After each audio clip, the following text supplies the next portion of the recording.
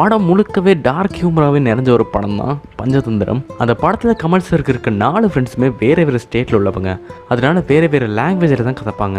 கிளைமேக்ஸில் அந்த 4 பேரோட ஒய்ஃபுக்கும் கமல் சருக்கும் ஒரு பெரிய சண்டையே போகும். அந்த 4 பேரில் ஒருத்தங்க தமிழ்லையும் இன்னொருத்தங்க தெலுங்குலையும் இன்னொருத்தங்க மலையாளத்துலையும் பேசுவாங்க. அப்படி பேசுகிறவங்க எல்லாத்துக்குமே தமிழில் பேசுகிறவங்களுக்கு தமிழ்லையும் தெலுங்கில் பேசுகிறவங்களுக்கு தெலுங்குலையும் மலையாளத்தில் பேசுகிறவங்களுக்கு மலையாளத்துலையும் மாறி மாறி பதில் சொல்லியிருப்பாரு. செம்மையாக இருக்கும் இந்த சீன்.